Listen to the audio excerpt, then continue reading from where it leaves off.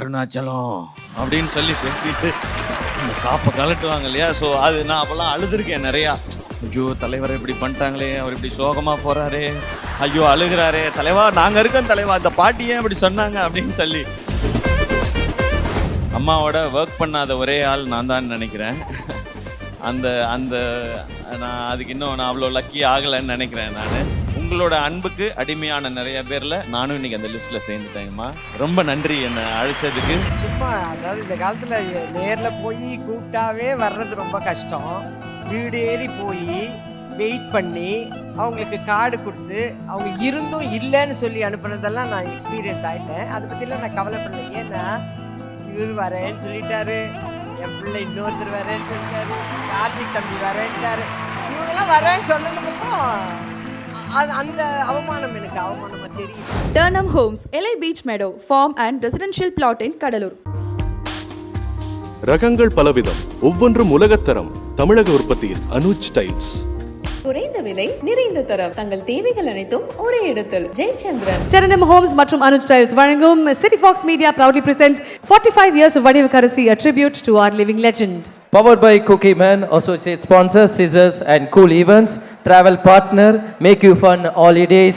நீ ஜெயிச்சிருவேன்னு சொன்னால் இந்த உலகம் கேட்காது. நீ ஜெயிச்சிட்டு சொல்லு, இந்த உலகம் கேட்கும் அப்படின்னு அவர் ஒரு சூப்பரான ஒரு கோட்டே சொன்னார். நம்மளுடைய சீம ராஜாவா பிரின்ஸா இப்போ அமரானா இருந்து கலக்கக்கூடிய எங்கள் வீட்டு பிள்ளை சிவகார்த்திகேயன் அண்ணா on to the stage.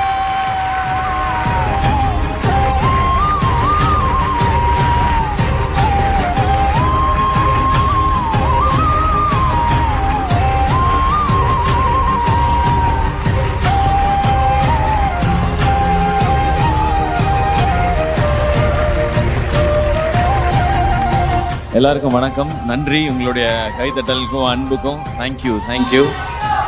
Love you too. Love you பா. எனக்கு தெரிஞ்சு இங்கே இருக்கவங்களில், இங்கே வந்திருந்தவங்களில் அம்மாவோட ஒர்க் பண்ணாத ஒரே ஆள் நான் தான் நினைக்கிறேன். அந்த அந்த நான் அதுக்கு இன்னும் நான் அவ்வளோ லக்கி ஆகலைன்னு நினைக்கிறேன். நான் பட் சீக்கிரத்தில் நான் ஏற்கனவே கருடன் ஃபங்க்ஷனில் சொன்னது தான், சீக்கிரம் அவங்களோட நடிக்கணும்னு எனக்கு ஆசையாக இருக்குது. எல்லாரும் சொல்கிற மாதிரி இந்த மாதிரி ஒரு நிகழ்ச்சி வந்து சமீபத்தில் நடந்திருக்குமான்றது தெரியல. அவங்க இந்த 45 ஆண்டுகள் அது அது மிகப்பெரிய சாதனை. ஏன்னா நம்பர் ஆஃப் ஃபிலிம்ஸுங்கிறது ஓகே, அதை தாண்டி எத்தனை வருஷம் சினிமாவில் இருக்கோன்றது. நான் சினிமாவுக்கு வந்து 10-11 வருஷம் ஆகுதுன்னு நினைக்கிறேன். அதுக்குள்ளேயே நான் வந்து எனக்கு இவ்வளோ அனுபவம் இருக்குதுன்னு நான் நினச்சிக்கிட்டு இருக்கேன். அப்போ 45 வருஷம்னா அவங்க எவ்வளோ விஷயங்களை லைஃப்பில் பார்த்துருக்கணும். எவ்வளோ வெற்றி, எவ்வளவு தோல்வி, எவ்வளவு சந்தோஷங்கள், எவ்வளவு கண்ணீர்கள், எவ்வளவு சிரிப்புகள், எவ்வளவு விருதுகள், எவ்வளவு மாலைகள், மரியாதைகள். ஆனால் அது எல்லாத்தையும் அப்படியே ஓரமாக வச்சுட்டு இன்றைக்கி அவங்க அப்படியே ரொம்ப சிம்பிளாக அழகாக நின்றுட்டுருக்காங்க. உங்களுடைய இந்த 45 ஆண்டுகள் நீங்கள் சேர்த்து வச்ச இந்த அனுபவத்துக்கும் உங்களுடைய திறமைக்கும் ஏற்ற மாதிரியான ஒரு கதாபாத்திரத்தோடு கூப்பிட்டா தான் அது நாங்கள் உங்களுக்கு செய்கிற மரியாதையாக இருக்கும். நிச்சயமாக அப்படி ஒரு கேரக்டரோட நான் உங்கள்கிட்ட சீக்கிரமே வருவேன்மா. நீங்கள் எவ்வளவு பேரை சம்பாதிச்சிருக்கீங்கன்னு பார்க்கும்பொழுது எனக்கு இன்றைக்கி நான் என்னுடைய டேக்அவே, என்னுடைய இன்றைக்கி இன்ஸ்பைரிங்கான மொமெண்ட்டாக இருக்குது அதுதான். கண்டிப்பாக பணம் சம்பாதிக்கணும், எல்லாருக்கும் சினிமாவில் அது முக்கியம்தான். ஆனால் அதையெல்லாம் தாண்டி மனிதர்களை சம்பாதிங்க அப்படிங்கிறது தான் இந்த எனக்கு தெரிஞ்சு இந்த 45 ஆண்டு காலம் வடிவுக்கரசி அம்மாவுடைய இந்த ஜேர்னி சொல்லுதுன்னு நினைக்கிறேன். இன்றைக்கி இங்கேருந்து எனக்கு இருக்க டேக்அவே தான். உங்களை மாதிரி நானும் நிறைய மனிதர்களை சம்பாதிக்கணும்னு நான் ஆசைப்பட்றேன்மா. அதுக்கு வந்து இன்னசென்ஸ் ரொம்ப முக்கியம். அதுதான் இப்போ சொன்னாங்க நீங்கள் எவ்வளோ இன்னசென்ட்டுன்னு சொல்லி. பட் இந்த சினிமா அவ்வளோ இன்னசென்ட்டாக இருக்க விடாது. அது கூட நீங்கள் எப்படி போராடி இன்னும் அதை தக்க வச்சுருக்கீங்கன்றதை நான் தனியாக ஒரு நாள் உங்களை சந்தித்து நான் கேட்டு தெரிஞ்சுக்கிறேங்கம்மா. உங்களுக்குள்ளே இருக்க அந்த குழந்தைய தொலைக்காமல் இருக்கிறது. அந்த குழந்தைக்கு வயசு ஆகாது. இந்த நம்பர் வேணால் நம்ம ஏற்றிக்கிட்டே போகலான்னு நினைக்கிறேன். 45-50ங்கிறது. என்ன இந்த நிகழ்ச்சிக்கு நீங்கள் கூப்பிட்டது ரொம்ப நன்றிங்கம்மா. ஆக்சுவலாக அவங்க ஃபோனில் நான் பேசினேன், இந்த மாதிரி நிகழ்ச்சி இருக்கு, நான் வந்துடுறேம்மா அப்படின்னு சொன்னேன். நான் எப்போ நேரில் வரட்டும்னு கேட்டாங்க. எதுக்கு நேரில்? ஐயோ நேரில் வந்து சொன்னால் தானே மரியாதையாக இருக்கும்னு அவ்வளவு ஸ்வீட்டாக கேட்டாங்க. அப்போ நான் முடிவு பண்ணிட்டேன், என்ன வேலை இருந்தாலும் தூக்கி ஓரமாக போட்டுரு, அவங்க இவ்வளவு ஸ்வீட்டாக கேட்குறாங்கன்னா அங்கே நம்ம இருந்தே ஆகணும்னு. உங்களோட அன்புக்கு அடிமையான நிறைய பேரில் நானும் இன்றைக்கி அந்த லிஸ்ட்டில் சேர்ந்துட்டேங்கம்மா. ரொம்ப நன்றி என்னை அழைச்சதுக்கு. அண்ட் இவ்வளோ பேர் இண்டஸ்ட்ரியிலேருந்து வந்திருக்காங்க. அப்புறம் இன்னும் நிறைய பேர் நீங்கள்லாம் வந்து இந்த நிகழ்ச்சியில் கலந்துக்கிட்டு இதை இன்னும் ஸ்பெஷல் ஆக்கியிருக்கீங்க. உங்கள் எல்லாருக்கும் கூட ஒரு ஸ்பெஷல் தேங்க்ஸ். இந்த நிகழ்ச்சி ரொம்ப அழகாக இருக்குது. ஹாப்பி பர்த்டேம்மா. எனக்கு உங்கள் பர்த்டேன்றது தெரியாது. இப்போ தான் நான் இப்போ சொன்னேன், நான் எதுவுமே வாங்கிட்டு வரல உங்களுக்கு அப்படின்னு சொல்லிட்டு.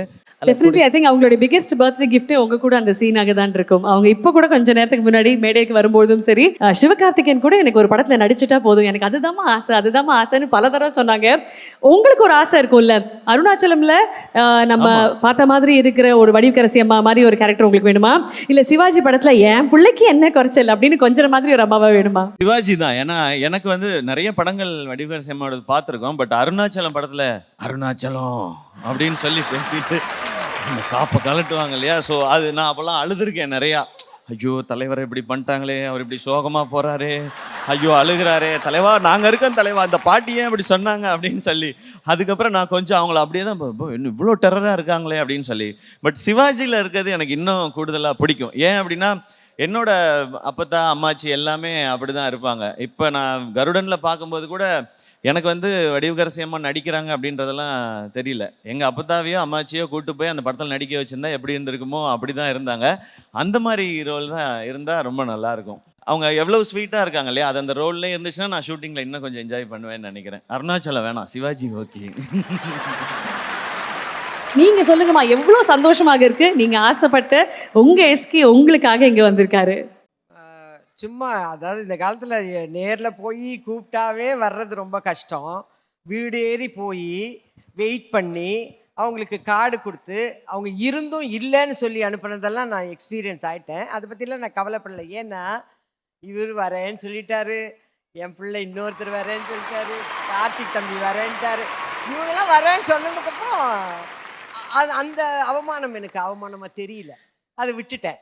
அதே மாதிரி நாசர் சாரும் ரொம்ப பிடிவாதம் பிடிச்சார். நான் இல்லை, நான் வந்து அங்கே இங்கே என்னார், இது என்ன பண்ணுறதுன்னு தெரியாமல் முடிச்சுட்டு இருக்கும்போது அவங்க ஒய்ஃப் சொன்னாங்க, அவர் டேட்டே நான் தான் பார்க்குறேன், நான் அனுப்பி வைக்கிறேன், யூ டோன்ட் வரி அப்படின்னு. அந்த மாதிரி இப்படியெல்லாம் இவங்களே வரும்போது என்னை வீடு வரலும் வர வச்சு என் கார்டு வருதுன்னு உள்ளேருந்து பார்த்தவங்க அவங்க இல்லைன்னு சொல்லி அனுப்புனாங்க பாருங்க, அந்த அவமானம் ஒன்றுமே இல்லை, தூக்கிப்பட்டேன். கண்டிப்பாக மனிதர்களை சம்பாதித்தால் நம்மளை விட ஒரு பணக்காரன் இந்த உலகில் இருக்க முடியாதுன்னு அப்படின்னு ரொம்ப அழகா சொன்னாரு. நான் ஒரு கேள்வி கேட்டுக்கிறேன். குட்டி எஸ்கே எப்படின்னு இருக்காரு? குட்டியில குட்டியோட இன்னும் குட்டி ஜூனியர் நல்லா இருக்காரு. அவரோட எனக்கு குகனோட தான் இப்போ மேக்ஸிமம் டைம் நான் ஸ்பெண்ட் பண்ணிட்டு இருக்கேன். ஷூட் இல்லாத நேரம் இப்போ வீட்டில் கம்ப்ளீட் ஃபாதராக இருக்கேன்னு நான் நம்புகிறேன். என்னை அப்படி ஆக்கிட்டாங்க. ஏன்னா 1 month ஆச்சு. ஸோ அதனால் அவரை ஆர்த்தி பார்த்துக்கிறாங்கன்றதுனால குகனை தான் நான் பார்த்துக்க வேண்டிய பொறுப்பு என்கிட்ட ஒப்படைக்கப்பட்டிருக்கு. இப்போ லாஸ்ட் ஒரு 1 month எனக்கு அந்த டியூட்டி ரொம்ப பிடிச்சிருக்கு. ஷூட்டிங் இல்லைன்னா இன்னுமே வீட்டிலே தான் இருப்பேன். இப்போ கிரிக்கெட் விளையாடுறதெல்லாம் கட் ஆகிடுச்சு, வீட்டில் மட்டும்தான் இருக்கேன் நான். இப்போ அவரோட கிரிக்கெட் விளையாடுறீங்க? அவர் எல்லாமே அவர் என்னெல்லாம் விளையாட சொல்கிறாரோ அதெல்லாம் விளையாடணும். திடீர்னு அவர் வந்து நான் தான் சீமராஜா, உங்களை அடிக்கிறேன், நீங்கள் கீழே விழுங்கன்னு கீழே விழுறேன். இப்போ கூட கேட்டார் எங்கே போகிறீங்கன்னாரு. அம்மா வந்து என் கூட நடிக்கணும்னு சொல்லி ஒரு வீடியோ பேசியிருந்தாங்க, கருடன் இது. அதை அவரும் பார்த்தார். அவரை அதை நான் மென்ஷன் பண்ணி அன்றைக்கி சொன்னேன்ல, அந்த பாட்டிக்கு இன்னைக்கு ஃபங்க்ஷன், அதுக்காக நான் வந்து போகிறேன் அப்படின்னு சொன்னேன். நானும் வரவா அப்படின்னாரு. நீ வந்தீங்கன்னா நான் உன்னை பார்ப்பேன்னா ஃபங்க்ஷன் க்ரௌட் வந்துரும்பா, நீ இரு வீட்டில் நான் போய் பார்த்துட்டு வரேன்னு சொன்னேன். நல்லா இருக்காங்க. Thank you so very much. And மீண்டும் மனமார்ந்த நன்றிகள். இந்த தருணத்தில் Saranyam Homes managing director Anand Ravichandran அவர்களை மேடைக்கு அன்புடன் அழைக்கிறோம். Can we have you join us on stage, please?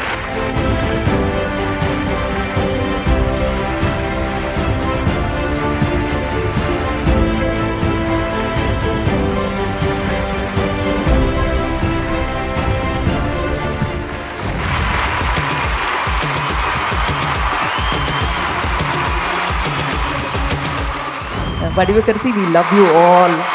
அம்மாலாம் சொல்ல மாட்டேன், நம்ம எல்லாம் ஒரே வயசு தான்.